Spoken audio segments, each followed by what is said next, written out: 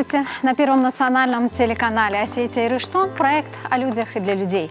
Гости эфира – самые разные герои, те, кто оставил свой неизгладимый след в истории, культуре и общественной жизни Осетии. Те, кто составляет ее гордость сейчас и будет прославлять дальше. Надеемся, в нашем проекте каждый будет себя чувствовать легко и непринужденно в своем кругу.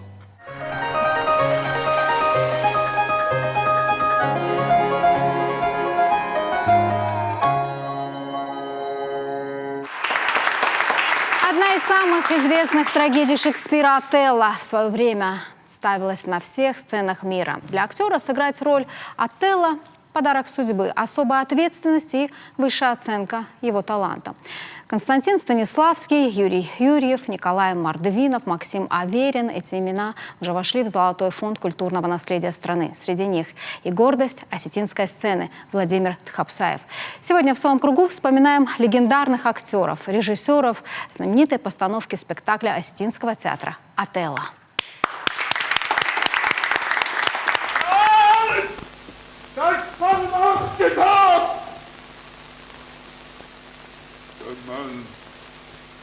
Саман куртуна на кади саман. Урыспой налковы. Когда у дюнягу сузуру мой бира фулдар. О, фулдар кайжона. Смала ягодовой нам щендарлак. Ama kutşonu zıllay kuttaktan şak hoşta yar jonday. Ultima balon. Kada sagışta şırton. Dabattan tadan atun zinan. Raştı mahijarday taktay koyvattar. Ama yutağ kadamda fanda urda. Барагиш, адмия гуйва хош, шау кайдан, подип воздан тау, малгабжагай кайна шафрдан зуран, аби мияк райдет тон гаронде карматулан, снавай собачен дала. Налишавшин пашайтан бажат мамын жарталауна нармаштарьяна унонзина.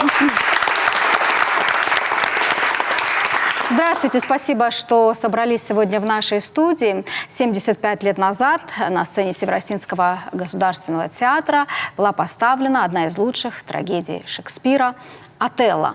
Хочется поговорить о первой постановке. Первая постановка. А кто был режиссер? Мы знаем, что в 1935 году приехала первая осетинская студия, которая открыла профессиональный театр. И вот там были великие актеры, это всем известно. И самым таким великим среди них считался Соломон Таутиев. Вот в 1945 с ними приехали два режиссера, которые, в общем-то, способствовали развитию осетинского театра, осетинской культуры. Это Фотиев и Маркова, Елена Маркова. Мы еще застали, Елену Маркову мы еще застали. Она приходила к нам и на спектакли. И вот в 1945 году у них было, когда они приехали, у них был хороший репертуар, они были... Просто приезжали, говорят, нельзя было попасть в театр. Такой ажиотаж был, когда вот эта студия приехала. Классика была или осетинская драматургия? И вот они привезли, они в основном тогда еще русскую классику, но уже когда они уже начали работать стабильно в Осетии, уже тогда начали ставиться национальные, уже Бритаев Луцаков начал писать, уже осетинские писатели сами начали им писать пьесы, и тогда они ставились. И в 1945 году, видимо, они посчитали, что созрели для великого Шекспира, и тогда Елена Маркова внесла предложение, что надо поставить самую лучшую трагедию Шекспира «Отелло», что ей не разрешали. Как это? Мол, это такая вещь, что они могут... Нет, говорит, я считаю, что... Боялись, что не потянут, Не потянут, да. Я, говорит, узнала этот народ, и я считаю, что они одолеют эту драматургию. И тогда, естественно, роль Отелло должен был играть Таутиев Соломон. Дездемону должна была играть Коряева, вот это я точно помню. Балаев был Кассио. Я даже помню, вот как они работали. Цаликов. А Цаликов был Яго. Яго, да. Ему надо и грим не надо было делать. Он такой был Яго хороший. И Соломон Таутиев, к сожалению, к тому времени был очень болен.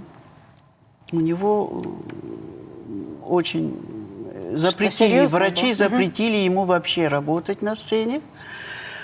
И он тогда пришел и сказал, я не смогу работать над этой ролью, у меня не позволяет здоровье.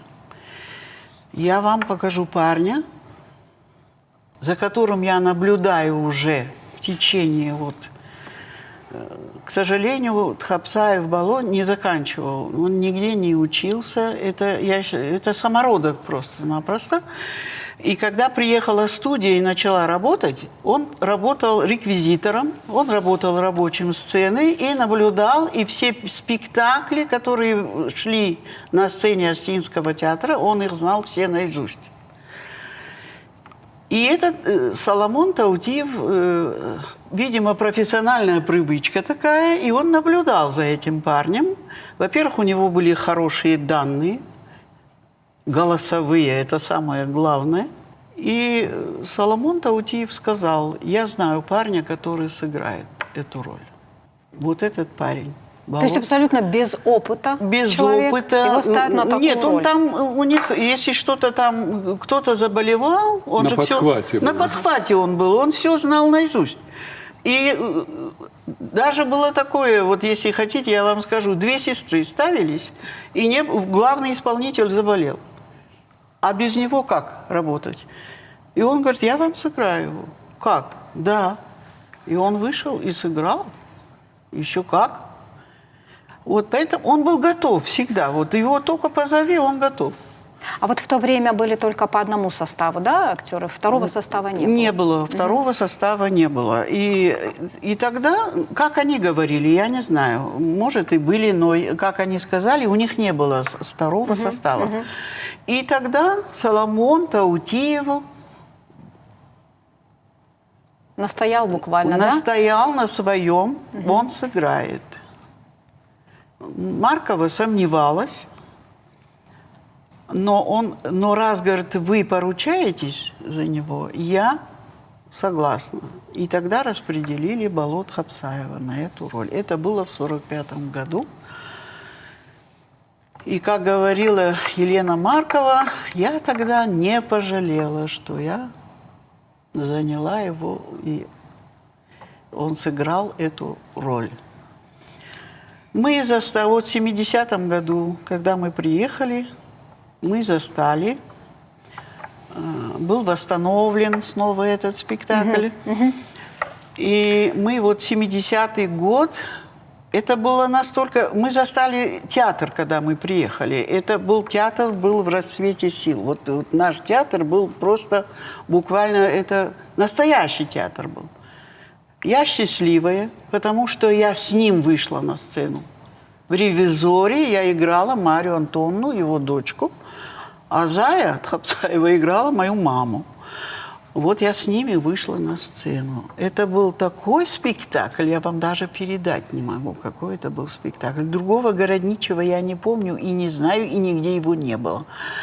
А на «Отелло» настолько была дисциплина в Остинском театре, массовка. Он приезжал на Кипр, да? И массовка, мы должны были просто... Нас даже не видно было. Мы плащи накинули какие-то на себе, стояли вот так вот сзади и кричали «Виват Отелло!». попробуй не приди на этот виват. Получишь тут же выговор от начальства. Это тоже постановкой Маркова, да? Маркова, но восстановлены уже Зарифой Бритаевой, восстановлены. Я опередила немножко эти события. Вот. А я вам говорю, вот первая постановка, вот такая история у первой постановки. Спасибо. Но я хочу немножечко подробнее тогда о Владимире Васильевиче поговорить. Вообще в детстве, ну, насколько это известно, занимался в каких-то, может быть, любительских спектаклях, что-то ставилось во дворах, да, вот дома с детьми. Фатима, вы? Ну, его детство или мое детство? Его. Его детство, ну, его детство... Что рассказывали? Что да? рассказывали, я могу сказать, да, что он с детства увлекался театром, болел театром. Ходил, он в окно заглядывал в клуб Ардона, где ставилось, по-моему, «Две сестры», да? Там он увидел этот спектакль. Играли они во дворе, делали детские спектакли, насколько я слышала. И это все происходило с детства у него. Ну вот в 1930 году он уехал по комсомольской путевке какой-то, да, на Сахалин. Да, на там Сахалин. тоже он организовывал Да, театральный кружок, бригады. И они играли. А потом он возвращается на родину.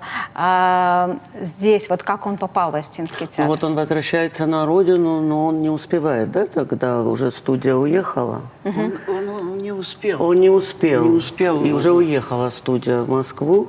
И вот как раз тогда вот он устраивается рабочим сценой. Как я слышала, он пешком с Ардона ходил на работу.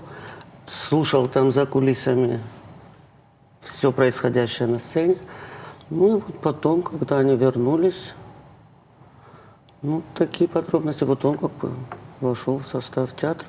Дальше пошла уже такая Уже, да, творческая, он активная жизнь. Ирина, что-то дополните? Я хорошо помню вот эти истории, рассказанные моей бабушкой, что как она в нем увидела вот талант этот. Вот, говорит, мужчины сидят, какой-то там остинский праздник, она накрыла стол, ну, сама там возится, потом они уходят. И вдруг, говорит, я слышу те же голоса, там Геор Остин, этот сосед был, обращается, «Саухатрей манажан банаж», потом, говорит, другой голос. Это. И я, говорит, в ужасе, они что, назад вернулись? И, говорит, потихоньку захожу в комнату. У нас там 3 комнаты были, одна была такая парадная. И, говорит, вижу, он стоит рядом со стулом и все повторяет. Потом подходит к другому стулу, берет бокал и тоже тем же голосом, кто там сидел, отвечает ему. И вот так по кругу. Но она его не называла по имени Лапу. Лапу, кумафатаршин кот, та и жахтом ваш там что. А это какой был возраст примерно? Возраст где-то 17-16. Ну, довольно-таки уже вот взрослый. абсолютно, говорит, я вот насколько она уже повзрослее была, и 25, наверное, было, я, говорит, не могла отличить, что это он. И каждый раз, это, говорит, не один раз было. Да, он сидел, он, говорит, улыбался, ему было приятно, что его вот не могут различить голоса.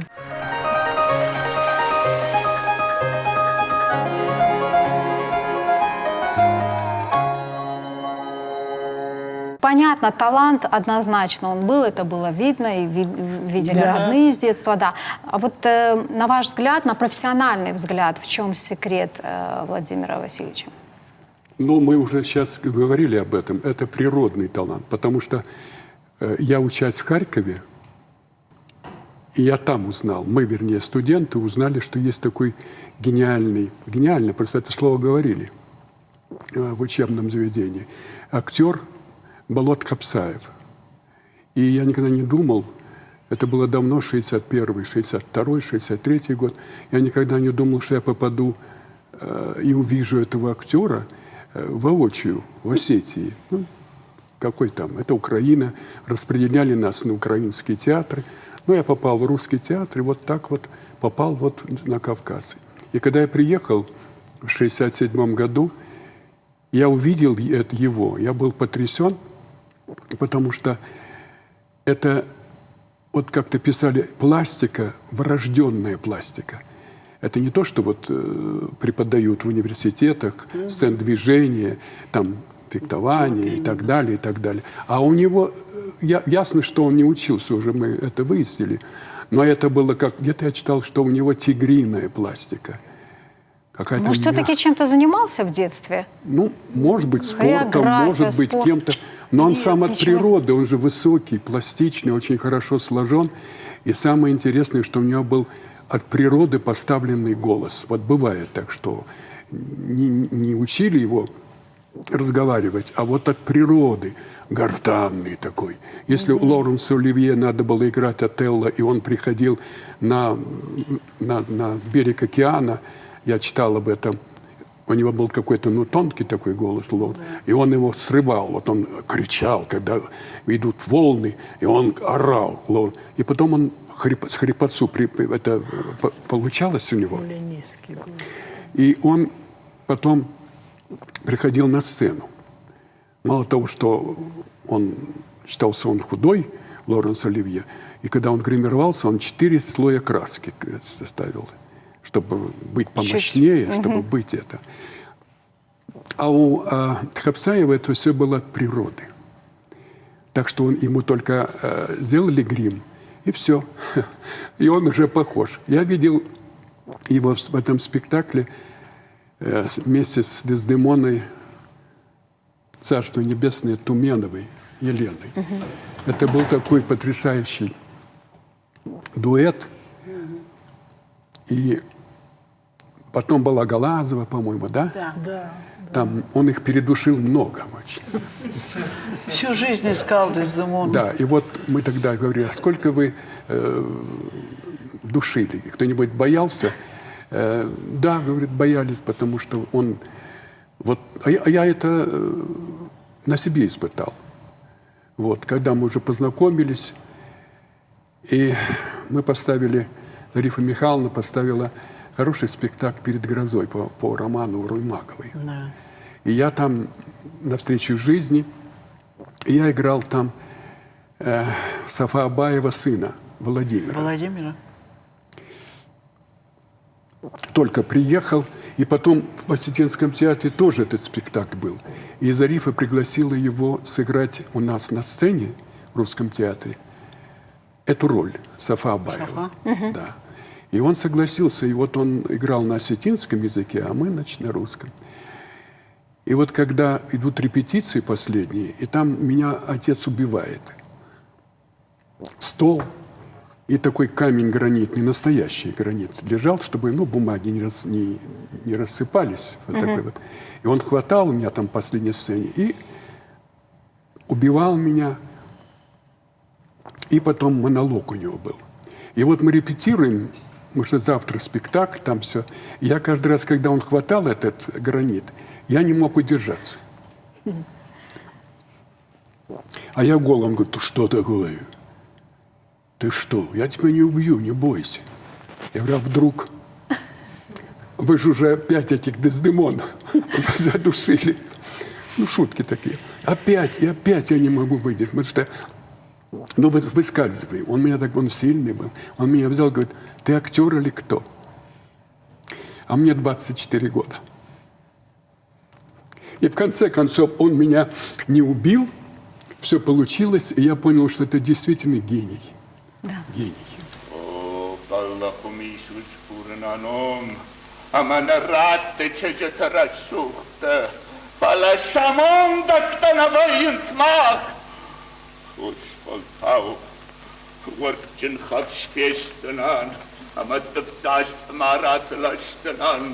Seine Falthaus warje numai mich halandaran ratto. Arbassawe.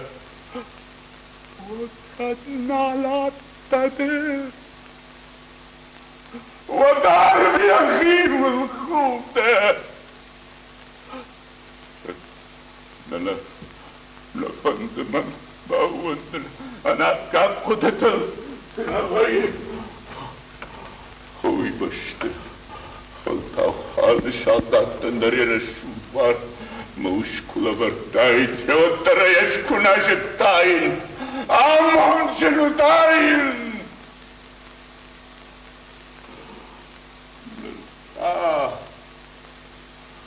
Арбон, Антоидинаданушма. Арбон пархи шабрстар.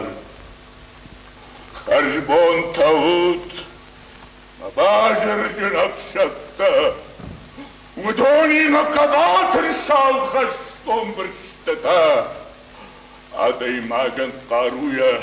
Намышчидатты, Харжбон таут, Мамыр ганагбак, Барабан тегебаргбур, Мафлейта якси, Махаржюгита, Мештерсет макад, Амавалахиш хашат пастахад тарша, Харжбон марах хашат потакта, Чакаларуна рогавка мам папасе, Харзимон таун, Лязаль потишотел.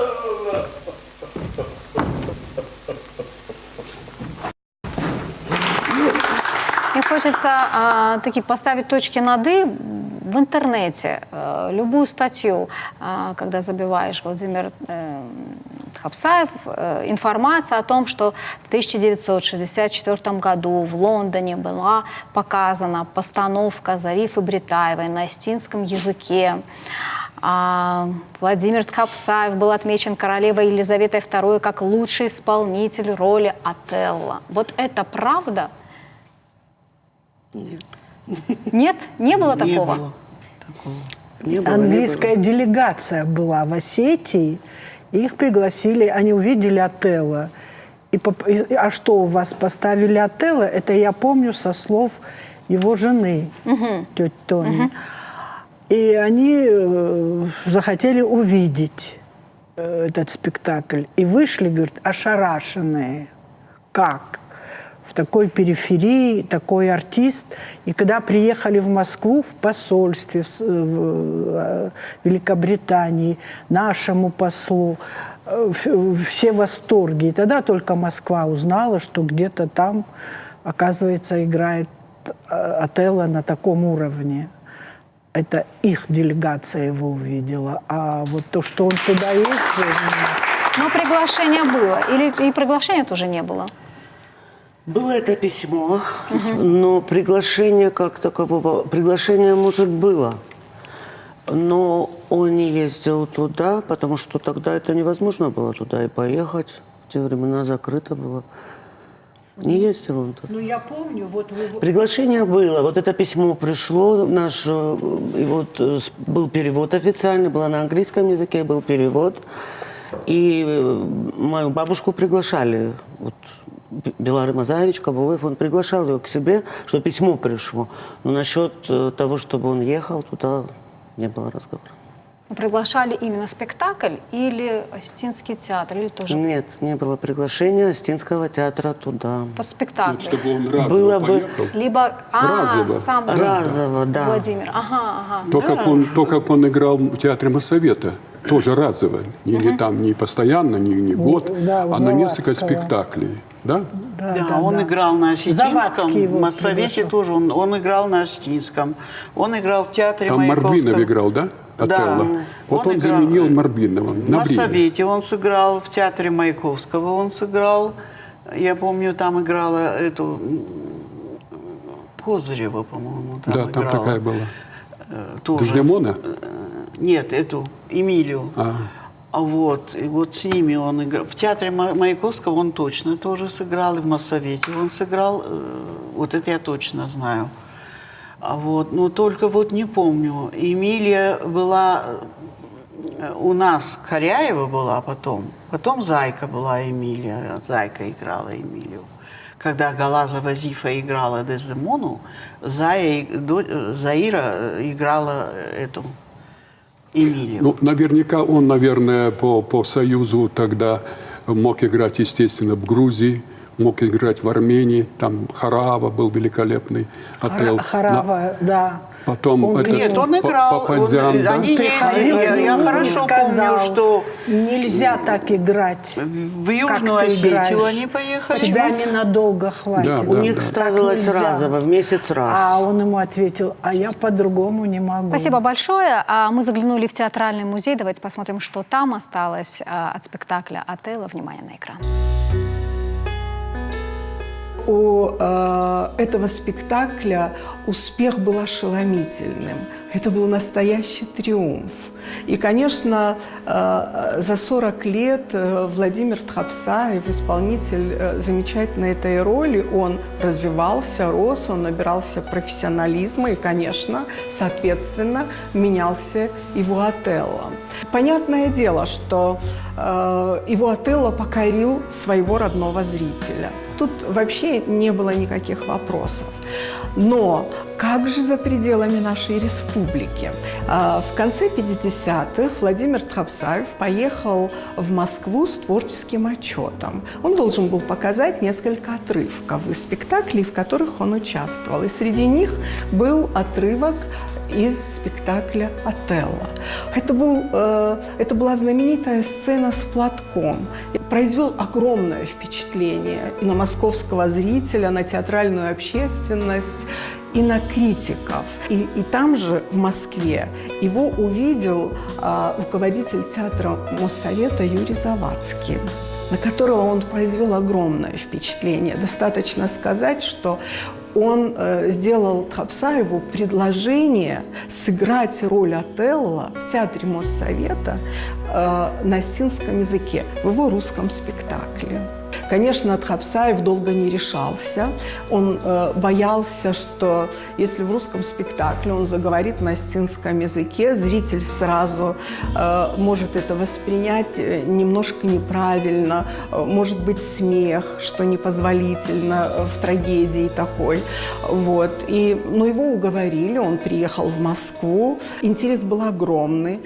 Посмотреть на Тхапсаева, на такое чудо кавказское пришли не только зрители, но актеры столичных театров. И, конечно, ему аплодировали не только зрители, ему аплодировали актеры на сцене. А Завадский сделал ему предложение переехать в Москву и поступить работать в его театр. Но Тхапсаев не принял это предложение. В 1953 году к нам приехала делегация работников культуры из Англии. И как раз давали Отелло, им предложили прийти на спектакль. Конечно, они с некоторым скепсисом к этому отнеслись, но смотреть Шекспира своего, да, где-то за 1000 миль им не показалось очень интересным. Но, тем не менее, они пришли на спектакль и были приятно удивлены. Они выпустили книжку «Народ, который родился вновь». И там значительное место было уделено Осетинскому театру, и в том числе спектаклю «Отелло». И один из членов делегации, Лесли Крэндленд, писал в этой книжке, что как-то декабрьским зимним вечером я сидел в переполненном театре на представлении шекспировского «Отелло» в 1000 миль от Лондона, на языке, из которого я не понимал ни одного слова. И тем не менее спектакль удивительным образом захватил меня. Хороши были и костюмы, и постановка, но игра была блестящей. И, конечно, когда мы уже строили экспозицию, нам очень важно было показать историю и создание спектакля «Отелло», и, конечно, все, что сохранилось. Ну, вот здесь вы можете видеть костюм, в котором сотни раз Владимир Тхапсаев выходил на сцену. Это костюм «Отелло», он вручную расписан, замечательный. Все наши посетители всегда с любопытством разглядывают его. Здесь вы видите «Отелло», скульптуру «Отелло» Тхапсаев, работы скульптора Банзеладзе. И еще хочу показать вам вот этот платок знаменитый, на котором был завязан весь конфликт. Вот платок Дездемоны. Здесь берет Дездемоны, меч Отелло. И, конечно, замечательная фотография. Обратите внимание, какая работа мысли, да, внутренняя такая наполненность. Вот. Так что есть нам что показать нашим зрителям и чем мы можем гордиться.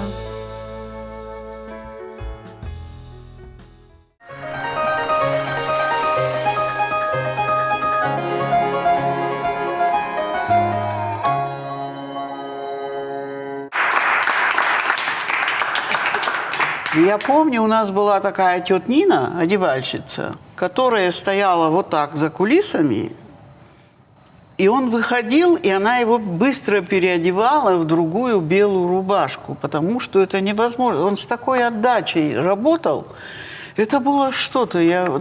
Когда он шел душить Дездемону, я боялась, думаю, вот сейчас как задушит ее. Он такой шел, причем такая походка у него была такая вот тигрина, вот такая.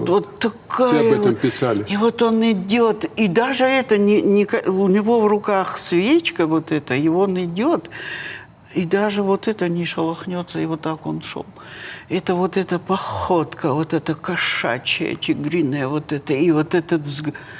И я ему однажды говорю: Владимир Владимирович, у вас, говорю, вот глаза вроде такие узенькие, а на сцене, говорю, они у вас такие. И он мне говорит: самай дасаштыта дынджужиной, мне ям шерхточка шавармадан. Ага. Вот представляешь, вот здесь красная точечка, вот тут у него, вот так. Мастер-класс для Да, актеров. шерхточка, да, мне ям шавар. Будущих. Мадам дасаштыта дынджужин. Спасибо. Спасибо. Так, у нас есть вопрос от студентов факультета искусств. Здравствуйте, уважаемые старшие. Меня зовут Сослан Гагулаев. Я студент 4-го курса факультета искусств актерского отделения. У меня такой вопрос к вам. Все знают, что Владимир Тхапсаев один из великих Отелло. Много лет играл Отелло. А какой еще работе театральной, именно театральной, вы можете также сказать, в какой работе он примерно хотя бы приблизился к этой работе? С удовольствием. Назову Спасибо. все работы, какие вы хотите. Все. Все работы. Я вам скажу, даже вот я помню, например, Шармат и моя форта. Вы что, Шармат и его сыновья, вот эти все, Каллагов, Хурумов, Бирагов, Ватаев, вот это его сыновья, и он. Да. Ой, это был такой спектакль. Я вам даже передать не могу. Мы там опять массовки были, мы провожали этих сыновей на войну, там массовочки. Ну, какой он был Шармат, какая сцена была у них. Вот почему не показывают вот эту сцену Феди Каллагова и этого отца Шармата? Вот эти, когда Один раз столкнулись когда-то два вот показали. этих противостояния. И как сын убедил отца, повел как бы за собой, вот Федя Каллагов. А Лира не играл он? А? Лира играл Как? же? А Лир? А Макбет? Макбет, Лир. То есть весь репертуар Весь репертуар классический. шекспировский, который у нас ставился, он Да. играл. Теперь Шаучешк, как он там, ой... А Чермен. Чермен, Бештол. Сначала первая постановка он играет Чермена, потом он Бештол был, отец. Ой, какой был Бештол, ой, какое противостояние. Вам не опять. повезло, ребят. Вы не видели, так что ищите в интернете. Какое Наверняка. противостояние сожалению, вот такого куста сланового, манаяяш, и вот этот огромный Да. Бало. Ух, какая сила была вот у них, вот как они. И какой он уходил всегда. Это надо было видеть. Я вам не могу даже это сказать. Это мы наблюдали. Почему мы сегодняшнее мое поколение так предано театру? Почему? Это они нас научили этому. Это такая дисциплина была. Это такое было несение вот, любви к театру, к сцене, как они были преданы. Без четверти 11, половина 11, если они работают, репетируют, они уже... А он приходил за час. Я с ним работала в ревизоре, я когда работала. Он за час уже приходил на работу. Он уже сидел, у него все было бы уже отмечено, какое что. Вот роль была исписана вот так вот у него. И вот он сидит, и однажды вот мы репетируем, и как он... Вы знаете, он не только в жизни, по-моему, он и в творчестве был. Почему он был талантливый? Вот в нем секрет таланта, знаете, в чем его был? Он верил во все, что он делает. Он ребенок, большой ребенок. Да. Он был вот работает. Вот я с ним поработала, не скажу, что я там особых но у него можно было учиться, как работать. От партнера очень много зависит. О чем тоже. Вера, Да, на сцене. я что была? Вот приехала только что и вышла с ним на сцену, и вот мы репетируем, и он меня спрашивает: я не мешаю тебе? Надо когда? Я вам мешаю, наверное.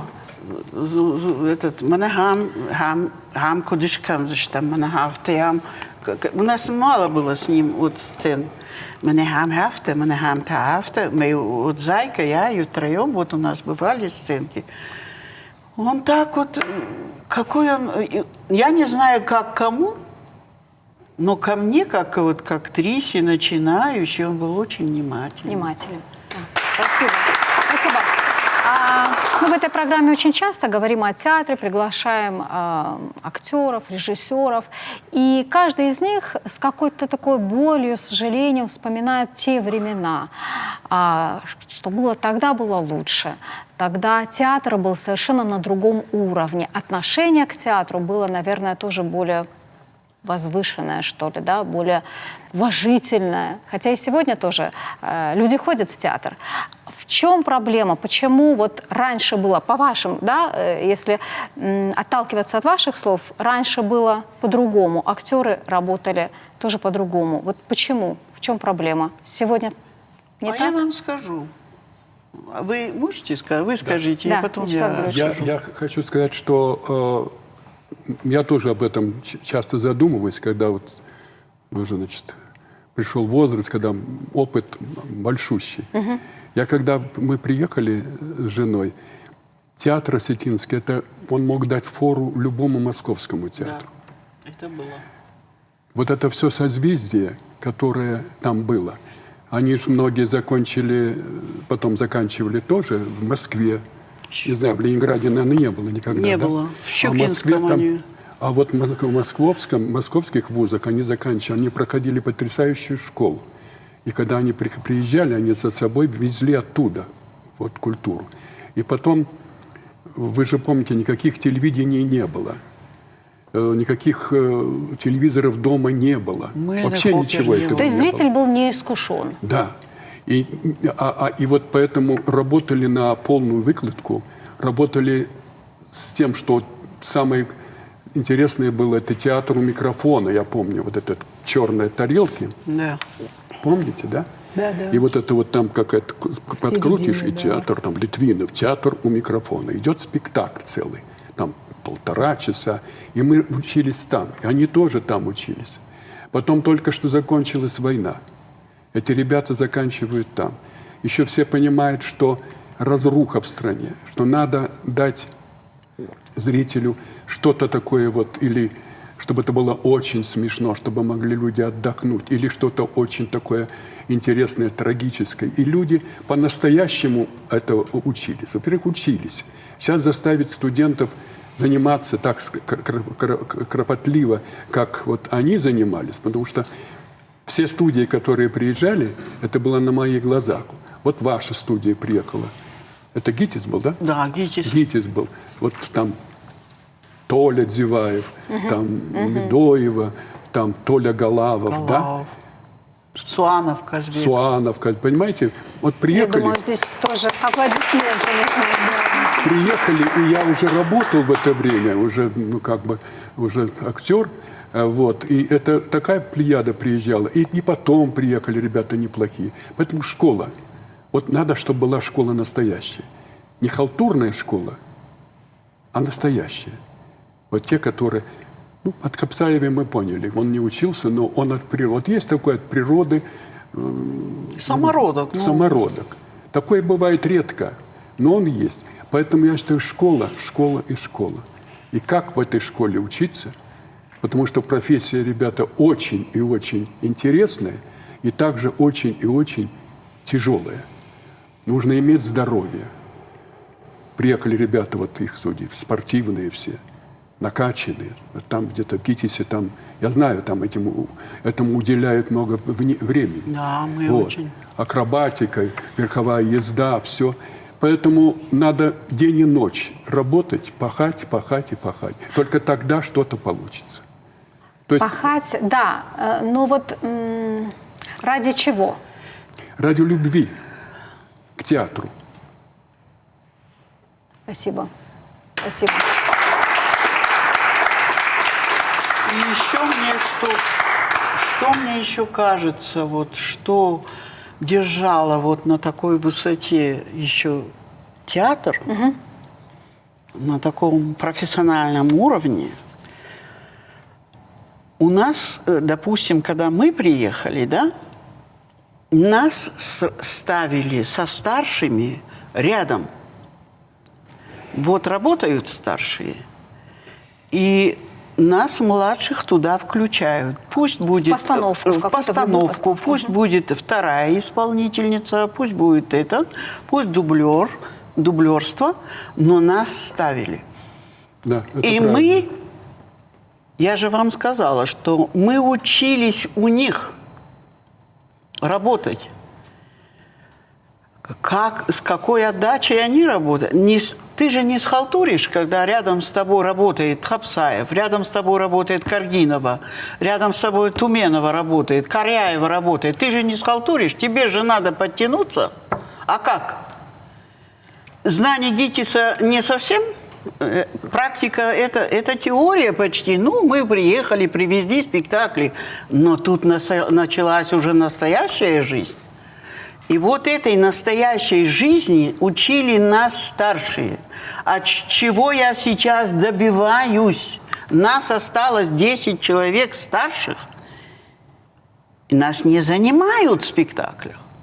Вы сегодня Абсолютно. Вот я им говорю, я Рабижагана Эндерналбажин, почему вы меня не занимаете? Я еще... Если меня прислонить к стеночке, как говорил Райкин, то я еще...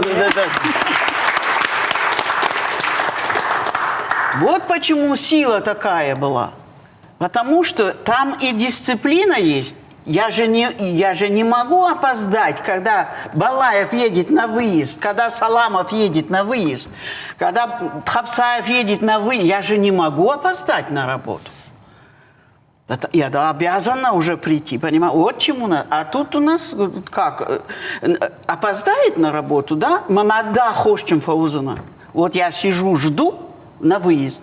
Опоздала, еще на меня она бочки катит. Что это, вот что? Давайте тогда спросим наших будущих актеров, насколько Вот они часто бывают заняты в спектаклях. Бываете заняты? Кто ответит? Да. У нас есть свой студенческий театр, мы вот начинаем... ну это студенческий театр. А вот речь идет именно, чтобы принимать участие в Северостинском, да, театре, в каких-то спектаклях. Нет, сейчас мы еще не принимаем Ну, участие. не имеют права? Они не закончили. Но их могут, если нуждается театр. Мы, например, приглашали из университета, когда нам не хватало там парней, там какие-то бои, вот там что-то. Приглашают, но немного, пару человек. Кстати, мы вот участвовали в представлении в спектакле конного театра «Возрождение». Мы, можно сказать, в истории. Были участниками народных сцен. Вот, и, можно сказать, мы гордимся этим. Спасибо. Спасибо.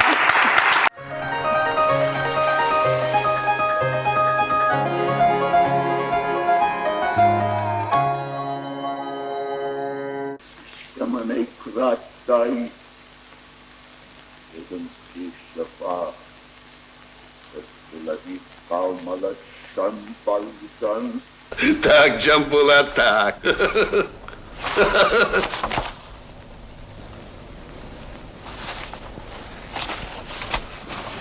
Отпусти, холоп. Сын мой, я не смог защитить тебя. А ведь ты знаешь, как Дако почитает старые законы наших предков. Я перед ними бессилен. Ах, Дако, Дако.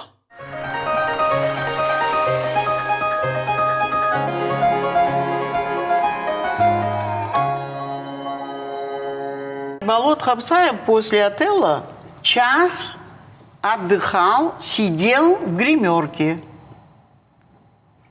Потом он шел пешком. Часто бывало. Мы вот с Кабановой вместе... он еще перед заходом солнца он играл этого Матиаса. Клауса он сыграл. Тоже хороший был. И вот я у Кабановой жила в одно время, и мы вместе мы его дожидались. Ну, чаще он гулял, конечно, с Кабановой, они над Тереком, он ходил там, гулял после спектакля. А до спектакля как настраивался? До спектакля он приходил где-то, на Отелло он приходил часа за 2 раньше. Сейчас и за полчаса могут забежать, да? Быстренько. У нас одна так прибегает, за 5 минут. Вот в этом тоже, в вашем вопросе. Да, 5 дисциплина, минут. да. Ну, мы играли, по Шейф-Антон, я играла Машерхан, да? И там массовочка, там все, да, она играла роль. За 5 минут я уже стою готовая, потому что я так привыкла. Не сажусь, это нельзя. Стою, все ждем. Цирихова ждет, я жду. Почему нельзя присесть? Зачем? Нас погладили. Мы стоят по 1,5 часа женщины, нельзя потому что садиться. надо выйти в глаженном платье. Никогда я не садилась и никогда ни с кем не разговариваю, если я играю роль. За кулисами хожу и сама одна. Но это такой настрой или есть еще и приметы Нет, не настрой. театральные? Мне никто не должен мешать, потому что это настрой, не настрой. Вот еще к вашему вопросу, извините, к вашему вопросу преимущества, уже споров этих нет, преимущества студии при театре, вот то, о чем вы говорите. Там всегда с первых шагов обязательно участвуют. В университете у них нет такого театра, у них нет возможности каждый день выходить на сцену. А вот театр-студия, есть такие в Москве, студия, не высшее учебное, оно высшее, но они при театре, непосредственно при театре. Вот малый театр, они же рядышком там. Вот, оттуда участвуют. Вот студия, когда они каждый день бывают в театре и смотрят, им обязательно нужно наблюдать, сидеть, они пропуск им дают, и они смотрят, как начинается спектакль, как актеры гримируются, как актеры собираются. Вот это преимущество.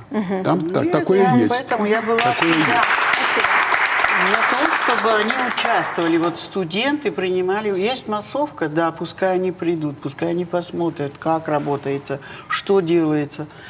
Поэтому я же вам говорю, когда наших старших тогда убрали, помните? Я была до того возмущена, я поднялась к Цехиеву, Майрбеку, Царство ему небесное, и говорю, куда вы их отправляете, а у кого я должна учиться мастерству? Если говорить о Владимире Васильевиче, он, конечно, провел такую насыщенную творческую у него жизнь. А как он закончил свою творческую карьеру? Последнее время он очень плохо себя чувствовал. Фатима. Она, наверное, лучше знает, пусть она расскажет. Да. Не дни, а вообще даже год какой-то. Я об этом и говорю. Во-первых, начну с того, вспомнил, он не играл уже, он плохо себя чувствовал. И я помню, 80-й год было Остинский театр должен был ехать на гастроли, должны были присвоить звание академические. Да, и Москва не принимала без Хабсаева. Да. чтобы дать академический, без Хапсаева не принимали. А у него практически роли уже не было, он шахтера какого-то играл, там у него маленькая роль была. И его буквально забрали с больницы. Он был больной, уговорили его. Но ему нужно было тоже сыграть там, Ему в Москве, нужно или было просто присутствовать? присутствовать? Ну, сыграть тоже он сыграл. Да, вот эту роль один раз. Классику, да, Ну, сыграть. я даже хочу вспомнить, вот насколько он был скромный человек.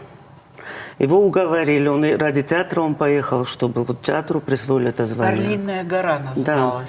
И я помню, что ему дали не СВ, хотя у кого-то оно было. Я ехала с ними тогда. Мы ехали в одном купе, у него было купе около туалета. И когда всю ночь уходили, вот эти двери гремели, ну, он никому ничего не сказал, он молча это проехал. Теперь, ну, там он жил в люксе, тоже я с ним жила, мама отдельно жила, мы жили в гостинице «Россия» в люксе. Он не мог переносить метро, у него была астма, машину ему не предоставили. И вот ужас. я с ним ходила пешком дом-хата. Вот он сыграл один раз буквально, присвоили звание театру академический, и все, он остался в Москве, выехала его жена, театр уехал, и его положили в Кунцевскую больницу. Потом он приехал, но он больше не встал на ноги, во-первых, к нему уже никто не приходил. Вот приходил Анатолий Галавов, я помню, мы жили вместе, я с ним и жила. В Москве? Здесь уже приехал, когда он после больницы. Вернулся. Он был здесь, в Кремлевской больнице он лежал. Но он уже был дома, он не выходил. И к нему вот Анатолий Галавов приходил, его вывозил, там то за город повезет, ну, отвлекал его. И вот как раз он тогда должен получить был орден Октябрьской революции. И пришли домой, так как он ходить не мог, то руководство нашего, Белары Мазаевич, Сагараев. И они, когда увидели его состояние, они поняли. А квартира была, ну, когда перешли, она была и без ремонта, такие щели деревянные. Никому он не хотел обращаться. И они, когда увидели, что уже... Они его экстренно положили в больницу. И я помню, вот бабушка с ним легла, я оставалась там. Вот 3 бригады, одна в одной комнате, другая в другой. Там экстренно стал делаться ремонт. Но он его не застал, он умер в больнице. Ну, насколько я помню, это мне мама сказала, бабушка, что последними его словами туда он забрал свою книжку, по которой он Отелло учил. Там вот его записи, вот эти надписи. И он в больницу попросил ее принести, потому что он хотел, чтобы Бибо Ватаев после него сыграл. Он только его видел после себя почему-то. И просил, чтобы он к нему в больницу приходил, и он с ним как бы работал. Да. Но Бибо сказал, нет, я, особенно сейчас, пока я это не смогу сделать. После него я это сделать не могу. Но он сделал. Ну, потом уже, да. Тогда он не отказался. В Русском театре. Ну, факт то, что он умер, и, насколько я помню, его последние слова были... Он умер со словами из Отелло. Я по-эстински плохо, я сарт фасей шотелло, или... Вот он с этими словами умер.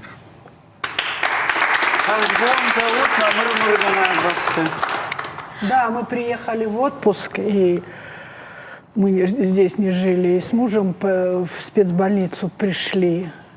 И когда я зашла, я как-то ойкнула, он так изменился.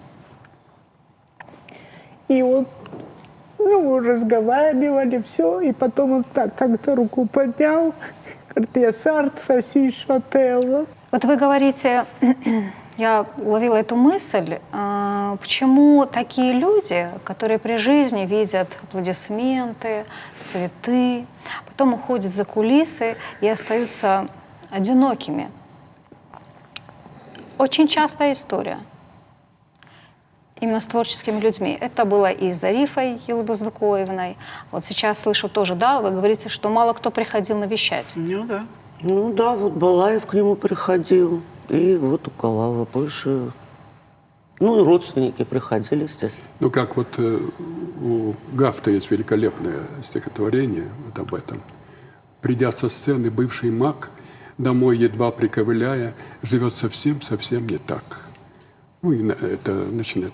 Театр, чем он так прельщает, в нем умереть иной готов, как милосердно Бог прощает артистов, клоунов, шутов. Зачем святое мы играем, на душу возлагая грех? Зачем мы сердце разрываем?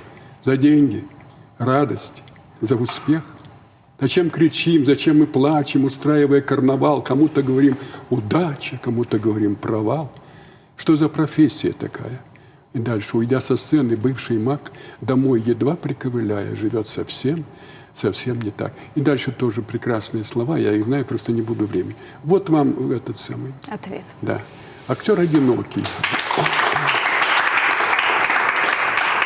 Существует не только вот болезни, а существует еще зависть дикая.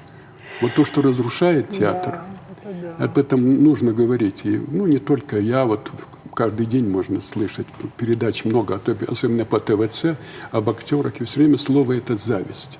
Зависть. Сколько погибло людей от зависти?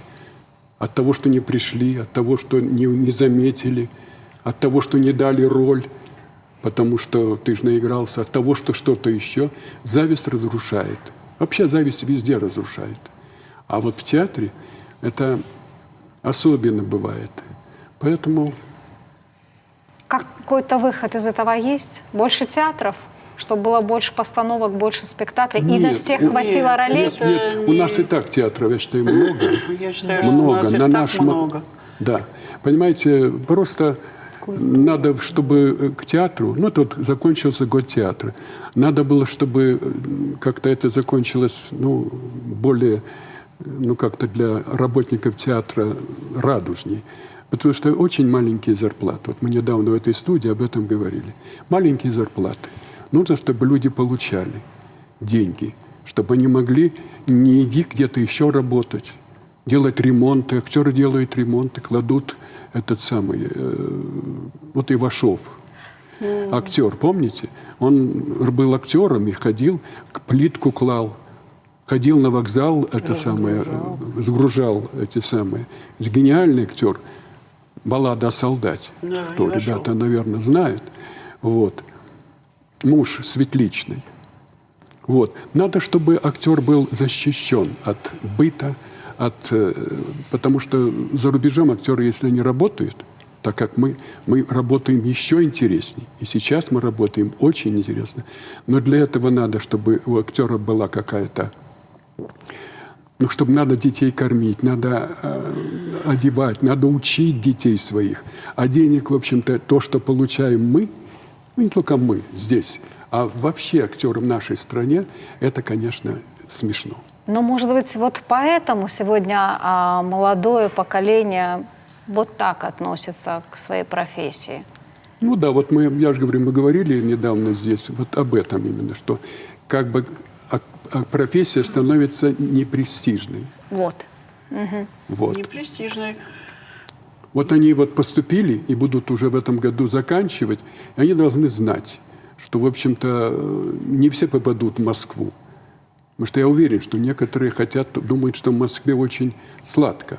У меня уже сотни примеров есть, что наши ребята, которые закончили, мы набрали студию и поставили в Москву. Хороших ребят. И сейчас у нас из этого набора, последнего, из Москвы, в Малом театре, у нас осталось 2 девочки. Это Федорович, Маша и Эля Захарова. Все, а было 25. Все в Москве остались. И редко мы там видим кого-то, который там где-то что-то мелькнет. Ну, может быть, в фильмах. А так, чтобы в театры попасть, это очень тяжело. Но они остались, 23 человека, а мы ждали здесь. Мы кормили их, в смысле, они были на бюджете, там, проезд платило, ну, правительство. И там где-то, по-моему, раз, для студента, что такое раз покушать, обед. Это уже хорошо, а там что-нибудь перехватишь. Нет, они остались вот. Потому что они знают, они приехали сюда, показали нам дипломные хорошие спектакли и уехали. Мы сидим, давать им дипломы, подписать уже. А я не могу. И под разными предлогами уехали. Хорошие 2 девчонки работают и сейчас. Ваше наставление начинающим актерам? Работать. Повторяю, работать, работать, работать. Никому не завидовать. Убейте в себе эту, не могу сказать своими словами, это качество, чтобы У меня такой есть девиз. Вот, если актер приходит и не видит распределения на доске, раз, два, 10 раз, он становится очень тяжелым человеком, мягко говоря. Вот. Поэтому для того, чтобы получать роли, нужно хорошо учиться. Нужно хорошо петь, хорошо двигаться, хорошо быть обученным. Не просто вот ждать цветы и аплодисменты. Вот как в стихотворении. За что мы там работаем? За цветы? Нет. А за радость того, что ты что-то умеешь делать. Вот надо сделать так, чтобы владели своей профессией по-настоящему. Поэтому не болтаться, не курить. Я уже не говорю о других вредных привычках. Курить, особенно девушкам. Я это говорю совершенно определенно. Я уже насмотрелся. На наших глазах хрип, а у женщины связки совсем другие. Когда она уже хрипит, а хочет играть Джульетту. Да? Представляете, Джульетта с хриплым голосом. Но я не о тебе говорю, Амина, да? Поэтому нужно беречь... Амина просто играла роль Джульетты. Но она играет. Да. Нужно не просто так вот слушать. Да что там они болтают? Нет, не болтают. Старшие, очень хорошо говорила, старших нужно не просто уважать, почитать, это само собой, но учиться надо. Не стесняться, чтобы подойти и спросить. Вот у меня вчера какой-то парень в театре, он в Нальчике учится, пришел, а мы репетируем, он говорит, спросил меня, а какая разница между театром представления и театром переживания? Понимаете, а разница, в общем-то, не такая уж большая. Я ему объяснил, и он понял. Я говорю, а что вам не преподают в Нальчике? Он на актерском учится там. Он говорит, вот я слышу, вы говорите вот, в театре. Вот. Я ему объяснил. Не стесняться, подойти и спросить, а как это сыграть роль или как. У тебя, например, у нас был замечательный тоже вот ровесник, ну ты помнишь, наверное, у нас Киворка Борис Владимирович был. Великолепный актер. Великолепный, такой же большой, грузный. И когда я играл «Дядюшкин сон», мне было 35 лет, я играл 85-летнего человека. «Дядюшкин сон» князя К. Тогда я должен быть вот таким. Там у него все вставное, накладные усы. И ноги у него тоже какие-то. Вот. Пластику я нашел, потому что хорошая школа была у меня. А вот грим не могу найти. Все равно молодое лицо. И вот Борис Георгиевич приносит мне нарисованный грим. Краска, он художник. Все. Все готово. Спасибо. Спасибо большое. Спасибо. Мы вспоминаем об этих людях со слезами. Вот тоже слезы были. Самое главное для ребят, что бы я им пожелала, при всем при этом любить свою профессию. Да.